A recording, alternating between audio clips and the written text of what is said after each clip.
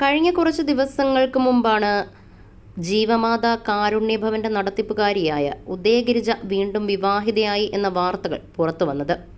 തന്റെ ഏകമകന് അവിടുത്തെ അന്തേവാസിയായ പെൺകുട്ടിയെ വിവാഹം ചെയ്തു കൊടുത്തതിന്റെ പേരിൽ സോഷ്യൽ മീഡിയയിൽ വൈറലായതായിരുന്നു ഇവരും ജീവമാതാ കാരുണ്യ ഭവനും വിഷ്ണുവുമെല്ലാം.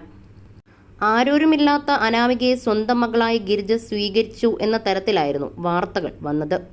ഈ അടുത്തയിടയ്ക്ക് ദമ്പതികൾക്കൊരു കുഞ്ഞ് ജനിച്ചു എന്ന വാർത്തയും പുറത്തു വന്നു. അമ്മുമ്മയായ സന്തോഷവും ഗിരിജ വീഡിയോയിലൂടെ പങ്കുവെക്കുകയും ചെയ്തു.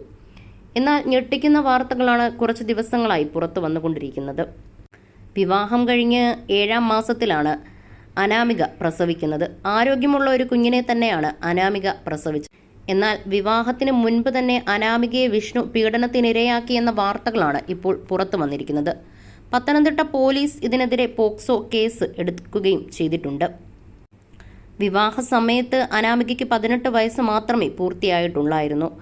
വിവാഹ സമയത്ത് തന്നെ അനാമിക 3 മാസത്തോളം ഗർഭിണിയായിരുന്നു. അതിനു മുൻപ് പ്രായപൂർത്തിയാകുന്നതിന് മുൻപാണ് അനാമികയെ വിഷ്ണു പീഡനത്തിനിരയാക്കിയത്.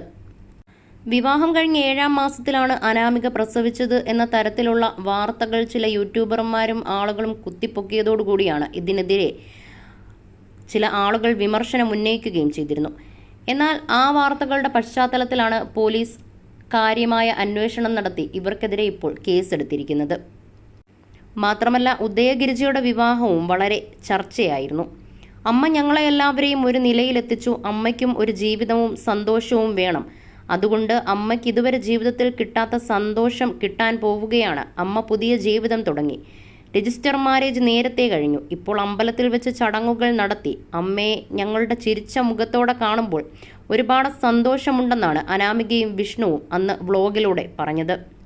തേപ്പുപാറ അമ്പലത്തിൽ വെച്ചായിരുന്നു ഉദയഗിരിജയുടെ വിവാഹം നടന്നത്. ഉദയഗിരിജയുടെ ഭർത്താവ് വളരെ ചെറുപ്പത്തിൽ തന്നെ മരണപ്പെട്ടു പോയതായിരുന്നു. ഇവരുടെ ഭർത്താവിൻ്റെ മരണം ഒരു കൊലപാതകമായിരുന്നു.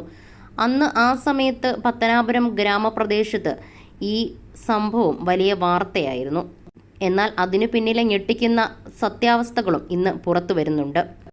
ഉദയഗിരിജയുടെ തന്നെ കാമുകന്റെ കൈകളാലാണ് ഇവരുടെ ഭർത്താവ് മരണപ്പെട്ടത്. ഉദയഗിരിജയെയും കാമുകനെയും ഒരു കാണാൻ പാടില്ലാത്ത സാഹചര്യത്തിൽ തൻ്റെ ഭർത്താവ് ഒരു ഓട്ടോയിൽ വെച്ച് കണ്ടുപിടിക്കുകയായിരുന്നു. അതിനുശേഷം കാമുകനും ഭർത്താവും തമ്മിൽ വളരെ വലിയ രീതിയിലുള്ള വാഗ്വാദവും കയ്യേറ്റവും നടന്നു. കാമുകൻ ഭർത്താവിനെ ഒരു കത്തി കൊണ്ട് കുത്തി കൊലപ്പെടുത്തുകയായിരുന്നു ചെയ്തത്.